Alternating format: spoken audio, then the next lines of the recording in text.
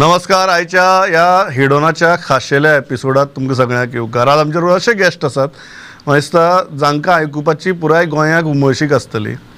विशय गंभीर आसा तो म्हळ्यार क्रायमाचो, ज्या विशयाचे फाटल्या सप्तकांतल्यान आमी कंटिन्युअस उलयत आहात. आनी पुलीस डिपार्टमेंट जेन्ना बरे गजाली खातीर न्यूजा भितर आसता तेन्ना सगळ्यांचेच बरें जाता, चुकीच्या गजाली खातीर न्यूजा भितर येता तेन्ना सगळ्यांचेच माथ्यार आठी येतात. And today we have with us in the studio the boss of the department, top cop, Director General of Police, Sri Jaspal Singh. Sir, welcome. Thank you very much. So let me start with the most obvious question, and that obvious question is regarding the heinous crimes that are happening of late. Are you worried? Because many citizens are raising questions as whether we have changed as a society, we have changed as a state. You have served this state in different capacities over different decades. Yes. Do you think we are changing? Do you think the number of heinous crimes is going up? And what are the reasons behind it? Let me first of all cite in the beginning that there has been no substantial increase in the heinous crime. Because that is not supported by the facts and figures, because recently 6 murders happened, so people got an impression as if there has been an increase in the heinous crime. So overall the heinous crime is down by 36% overall if we compare to the last year. But since these 6 offences happened in a short span of time, and these were the crimes which are in police parlance, or what we call whether they were preventable or not preventable.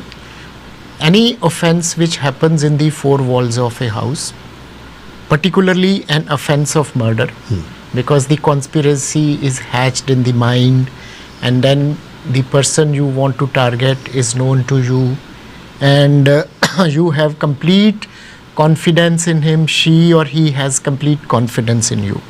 So wherever you say, that person will accompany you to that place.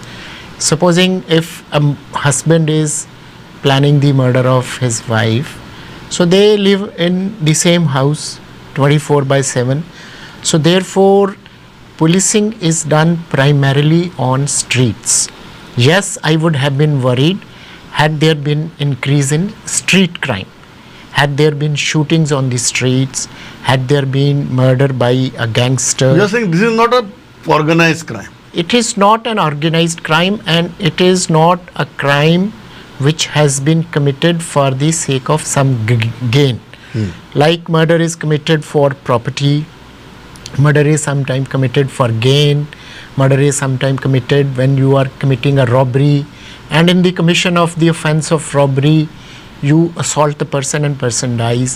You have come to commit a dacoity in somebody's house, and that dacoity you are fully prepared to even assault the people if you are resisted.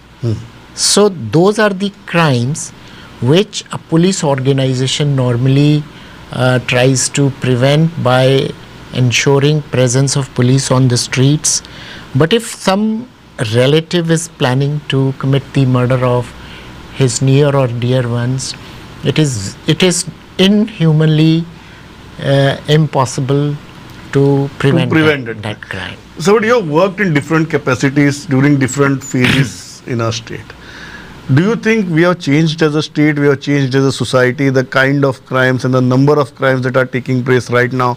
The statistics you are given are compared to last year, but I am seeing probably if you take your own stint in past decades, do you think Goa has changed? Because many Goans ask these questions, they ponder upon this question that whether we have changed as a society, maybe because of the influx of migrants. Many people are raising that issue continuously, that the influx is leading to such kind of sporadic crimes. Do you agree with that? Well, I would not confine myself to Goa only. In fact, almost all over the country there has been increasing urbanization, and due to the industrialization, due to in search of employment, people migrate to cities because there are not many employment opportunities in the rural area. So when large number of people from different parts of the country come to a particular town, they bring their own socio-cultural ethos to that city. And it takes time for them to get assimilated into the local culture. So sometimes their mores, cultural mores, and the cultural mores of their adopted town, they come in conflict. Supposing, let us take the example of Goa. Goa has great regard for women, and women is equal to men in Goa state.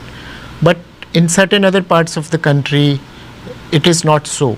So therefore, sometimes a woman is not respected, and sometime out of this disregard for the local mores, sometimes there can be a commission of crime against the women also. So therefore, not only Goa but even in other parts of the country, due to this influx, due to internal migration, sometimes this conflict is visible, and due to this conflict, sometimes the crime also takes place. So the argument that is made that more migrants are involved in crimes than Goans. What is your experience? I'm not only talking about the data. Data is one part of it, but what is your experience? Whether more Goans are getting involved in serious crimes? It might be narcotics trade. It might be thefts and robberies. Do you think the number of Goans getting involved in such kind of crimes is increasing, or the balance is still tilted towards the migrants? No, I will again say, because that dynamics is true for any other part of the country. Why? Because when a person comes from other part of the country, he enjoys a certain kind of anonymity, and anonymity, leads to a certain kind of boldness that nobody knows me here. So if I go and commit a burglary, nobody will identify me. And whereas the local population is aware about their own folks, they understand them, they understand their language.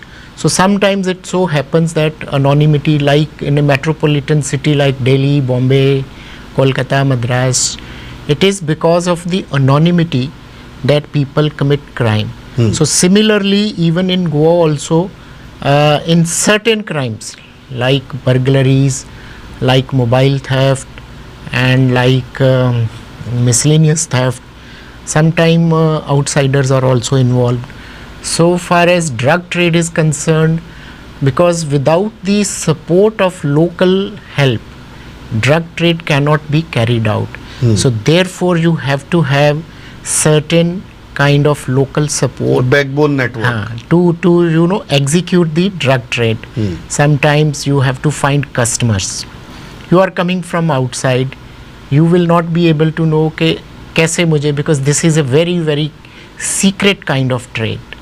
Why? Because the punishment is very stringent, NDPS Act is very stringent. So therefore you have to have some kind of local logistical support. So therefore in a drug trade, that is why we say that our data supports that locals are also involved, outsiders are also involved, and foreigners are also involved. Yes.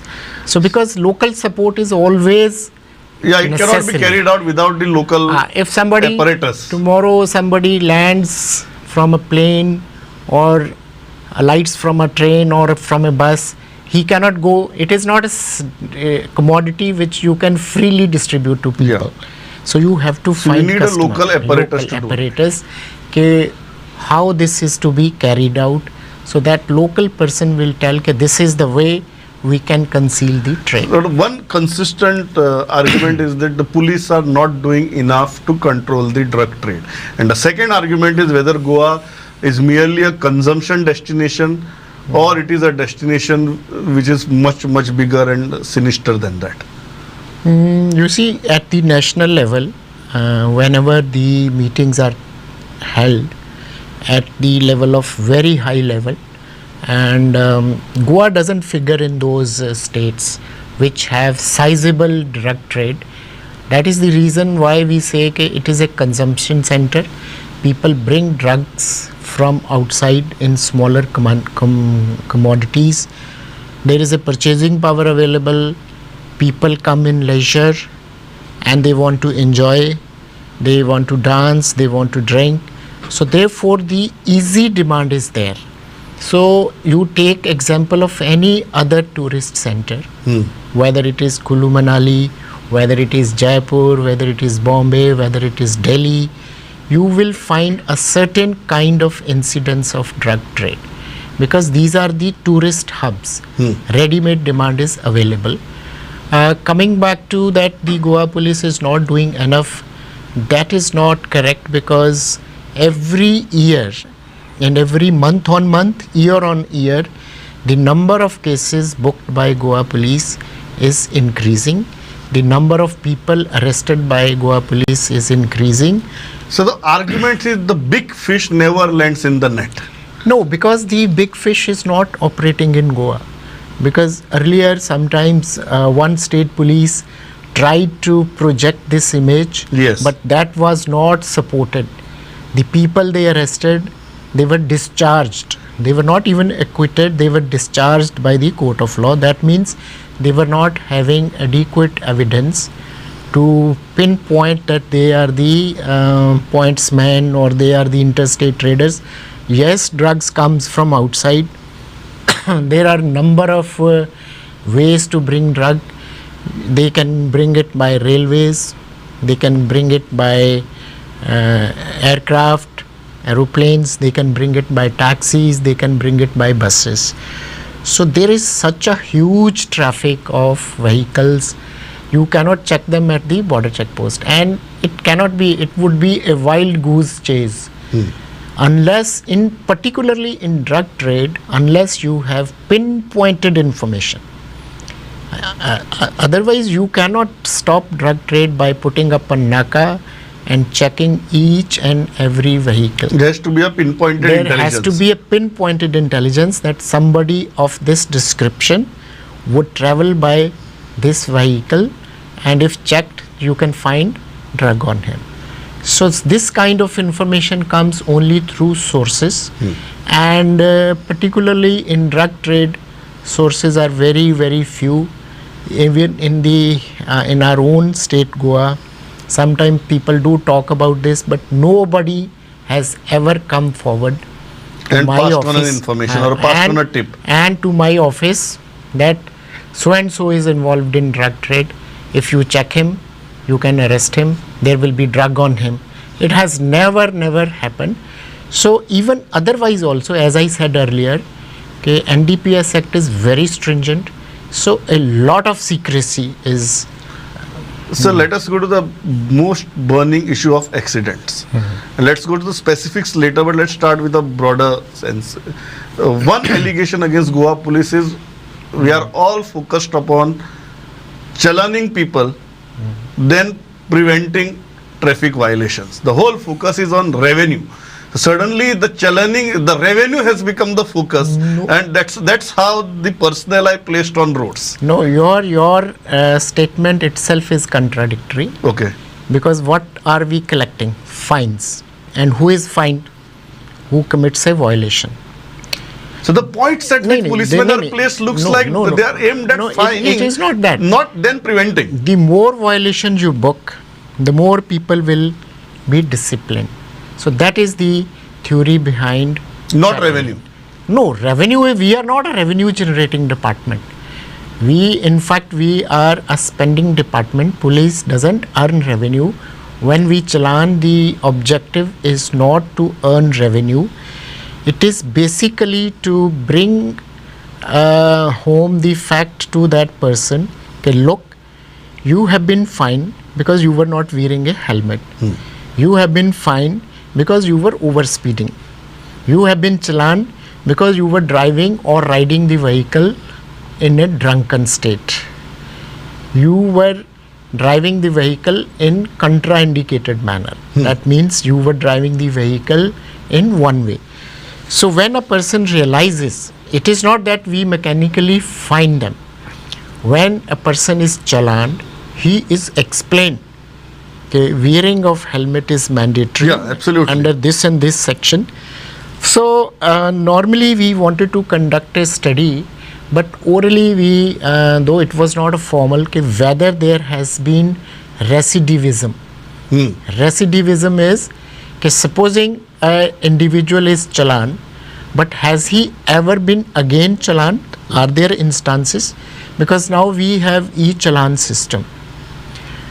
E-challan may, if you enter the number of a violator, Yes. then you can find out whether he has been repeatedly fined. Habitual offender. Habitual offender. Yeah.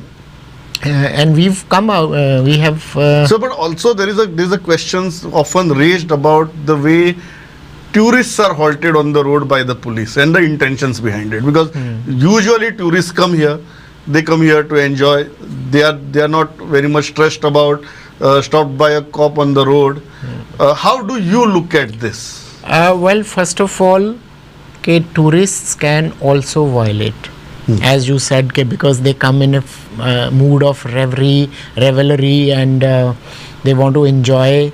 So if you see sometime, because people send us photographs, a tourist is sitting on the in front of the dicky and then dancing, and sometime there were scenes where they were having beer inside the vehicle. So therefore even tourists will also have to be challan. But yes, we have given strict instructions that you need not unnecessarily, if the tourist vehicle, if a other state number vehicle, if he or she is not visibly violating any traffic rule, he should not be stopped for checking of his papers. We are not here in the checking. Papers are checked if you have prior information that some robbery has been committed and there is a runaway vehicle which has to be intercepted and persons to be detained. In those cases only sometimes we check the registration. Otherwise, you are saying the instructions are very clear, not to stop them unnecessarily. Instructions are very clear, and the new SP has joined. He has also given these instructions, and we try to ensure that the tourists are not harassed. But at the same time, it does not mean that there is immunity to the tourists. They are equally liable. Motor Vehicle Act is uniformly... there cannot be blanket immunity for certain. Because it is uniformly applicable in the... To everybody. Country. Yes. So let's come to the most infamous case of the Banastari accident. The conduct of the police come into question during the investigation. You yourself have issued some very stringent, strict orders of internal departmental probe. Are you happy with the way the investigation went in the initial stage, and do you think it is on the right track now? Let me, because since it is already a case which is under investigation, and I will not be discussing the specifics of the investigation, but when such a case happens and it generates lot of interest, it gets resonance in the state because of the heinous nature, the way the accident was carried out, the resentment among the public is natural. And at that time, the main problem before the local police was to contain the resentment of the people, because large number of people were there at the police station and there was every likelihood of a law and order problem. So in those cases, at that moment, the primary responsibility of local police is to ensure that law is maintained. And simultaneously, you also have to ensure that precious evidence is not destroyed. Yes, there can be certain omissions. Now, omissions can be of either it could be mala fide or it could be bona fide also. Bona fide in the sense that every police officer has his own perception of legality of a action. Because law does not mean that it is a cut and dried instrument and in every set of facts and circumstances the law would be similarly applicable. Law is nothing but a general conduct which we have to apply to various kinds of situations. So there is a kind of perception in the But are you disappointed with the way initial probe was carried out? No, initial probe was going on in the right track, except that people wanted, as I said, initially there was possibility of some law and order problem. So quite possible that the IO thought, let me first handle this. And at that time the probe was in very initial stage. But yes, when the certain individuals tried to mislead the police investigation, and on initial questionings it was found out that they were not the individual, he was not the individual who was driving, and he should have been made part of the overall investigation. Arrest or not arrest, that is the discretion of the investigating officer, because law says police may arrest. It does not say that police shall arrest.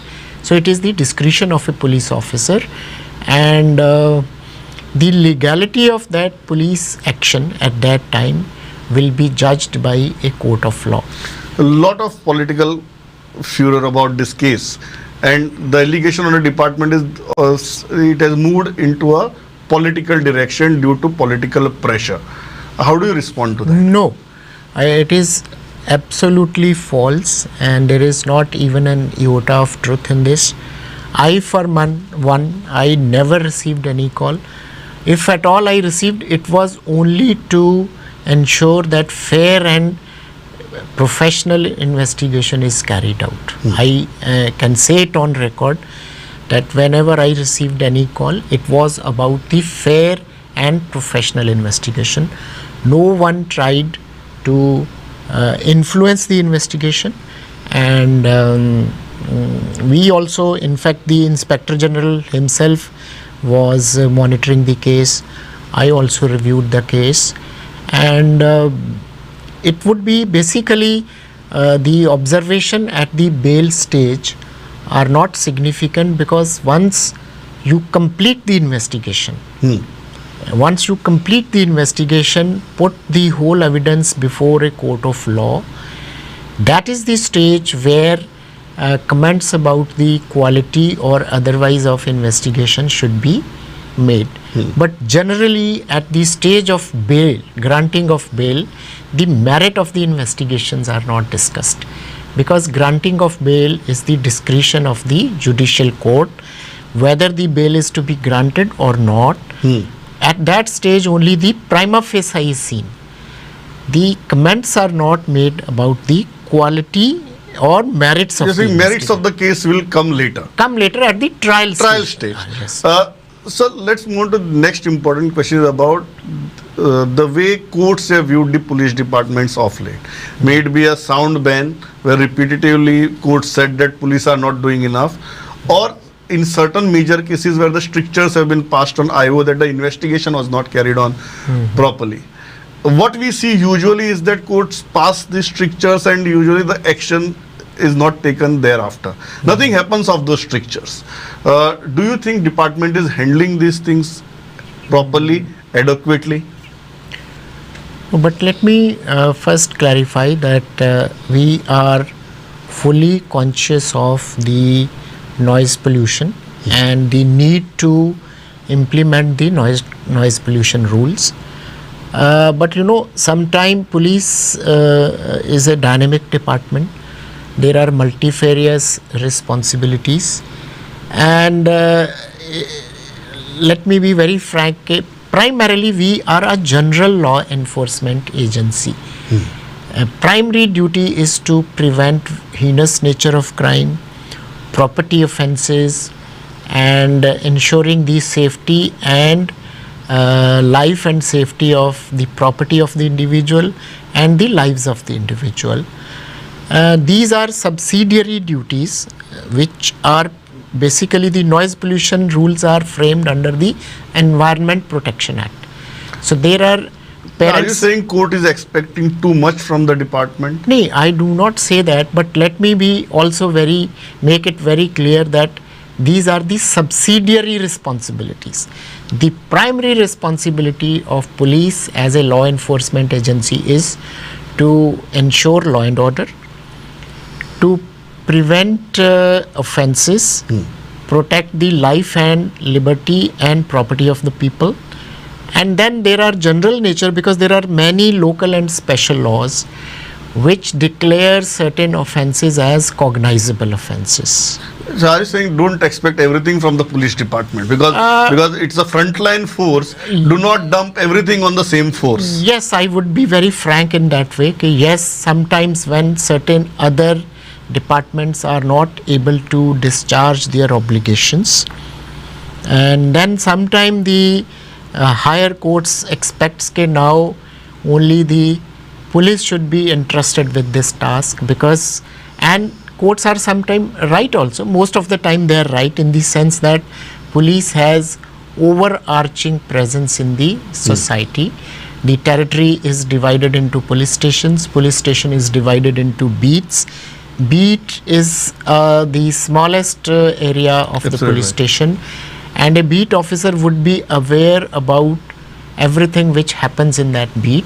So therefore this is the bona fide expectation of a court of law, that if the line department or the department on whom the statute casts that responsibility is not able to discharge, at least police will be the agency, because they are present everywhere 24/7, night patrolling is there.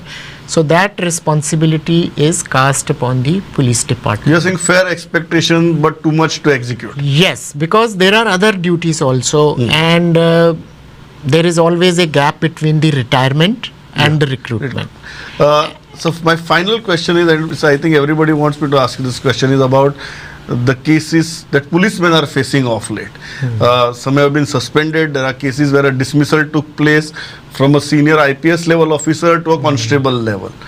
You have seen this force for a number of decades now.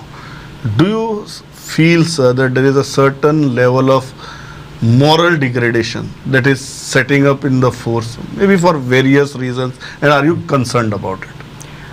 No, even a single case also, if it happens in a disciplined force, that is a worrisome.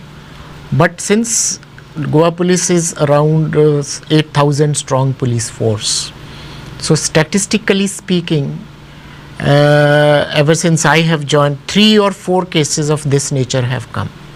So in a strong force of 7,700, 3 cases is just a minuscule percentage of the overall force. So therefore, you're taking the statistical defense. Yes, no, not statistical. Because police is a regimented organization. They are a disciplined organization. But at the same time, people bring their own education. They are bringing up to the department through basic training, and subsequently through in-service training programs. They try to modify the behavior of police personnel. For instance, offences against children are there. Children need to be tackled in a particular manner. Yes. A juvenile needs to be tackled in a particular manner. A child in conflict with law needs to be tackled in a particular manner. Similarly, offences against women are to be looked at with lot of compassion and empathy. So a policeman, when he completes his basic training, he is given training in drill, he is given training in musketry, he is given training in basic law. But since society is dynamic, new challenges are emerging, cybercrime is emerging, we do try to modify their behavior. But after all, as they say, to err is human. Because after all, he is only a trained soldier. You are saying, sir, there are black sheep, but not to an alarming level. Yes, but I think we sometimes I would say the media, though they are a bona fide reporter of information, but sometimes we make too much of You say issue. you say you only highlight the negative. Yes, and let me tell you, my grievance against media is कि when an offence takes place, it is projected on the front page, and police starts from 0, goes to 100. That means you are not aware who has done it. We solve this mystery, and sometimes we have to be awake for nights together. We have to send police teams to different parts of the country. We collect evidence, we secure conviction, or we arrest the accused at the investigation stage. But that news is relegated to 3rd, 4th or 5th You are saying page. put that on the front page only. Why? Because that will bring deterrence in the society. Because normally when you wake up, you sip a cup of coffee or tea. So don't put all the blame on us. No, the first thing I'm telling you, the first thing is the people read the news. So if they say that 3 persons arrested in a murder case, that means the long arm of the law Will catch up with will you catch if you up with commit a crime. everyone. So that builds the deterrence. I'm saying from the positive angle. Yeah. Okay, if we project the good work of the police in a You are saying commission of crime and detection of crime should be given equal coverage. I would say detection of crime should be given more coverage. importance. Why? Because that means society, the person who is planning to commit a crime, he would be deterred from committing the crime. That the long arm of the state will at last catch up with him. So therefore, but I have all the respect because it is the media which highlights good work, and whatever good work is done, it is brought to the knowledge of They are the. saying we irritate you, but you can tolerate us. No, I never get irritated, Yeah. and that is what I tell my officers in the crime meetings. Okay, it is the bona fide right of people to find out what is happening in a particular case. We may not be able to share the specific details of a crime investigation because that can affect the trial at the ultimate Absolutely, stage. But public has a right to know whether the investigation is proceeding in the right direction. And media is the agency which can do that. And I can say a fair reassurance is needed at every level. Yes. That the safety and law and order is preserved. Yes. And as I said at the beginning of this interview, when police are in the news for right reasons, I think everybody sleeps peacefully.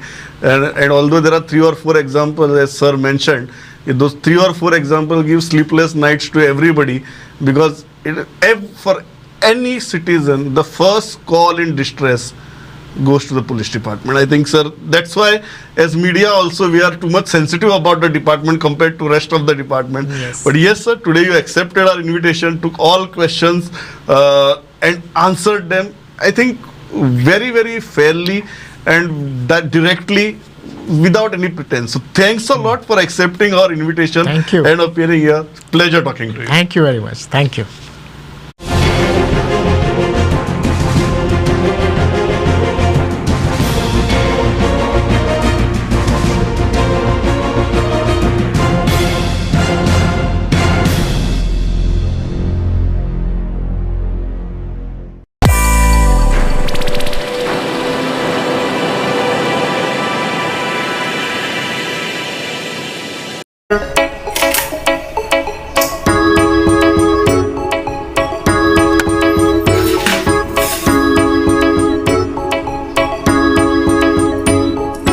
बाबा खंय हांव इतल्या म्हयन्यांनी घरा आयला आनी तूं- जाणा गो शाणे तुझ्याच खातीर सुटी काडिल्ली पूण आतां अजिबात काय वेळ ना म्हाका बाबा अरे राव हे घे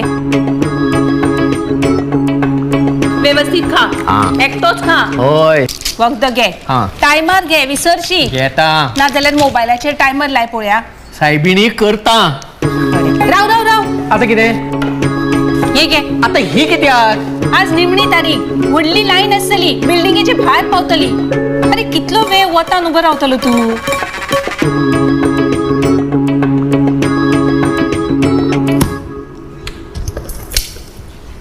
अरे राव राव राव हे घे आता हे कित्याक अरे कितलो वेळ उबो रावतलो बस मदी मदी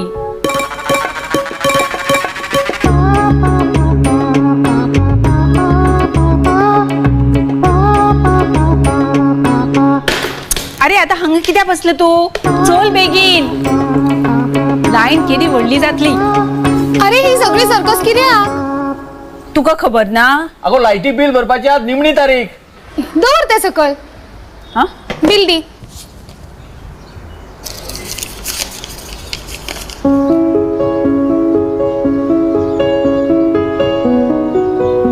जाले. अशें कशें? गोंय सरकाराची करामत. एका मिनिटान आसा थंयच्यान जायती बिलां भरात. गोवा ऑनलायन सायटीर वचप आनी कंज्युमर डिटेल्स घालप. मागीर UPI, credit card, debit card, net banking जायत्या पद्दतीन पेमेंट करप. फक्त जाय ते इंटरनेट. ते तर आमचे कडेन आसाच. तुजो पप्पा दिसभर फेसबुक, व्हॉट्सॲप, युट्यूब हातूंतच आसता. म्हणल्यार आमी दोगांय.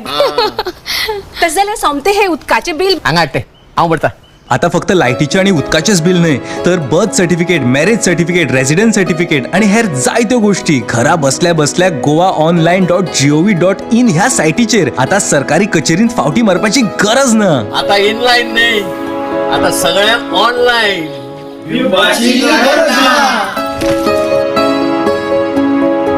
दरेक गोंयकाराचो आधार. डॉक्टर प्रमोद सावंताचे गोंय सरकार.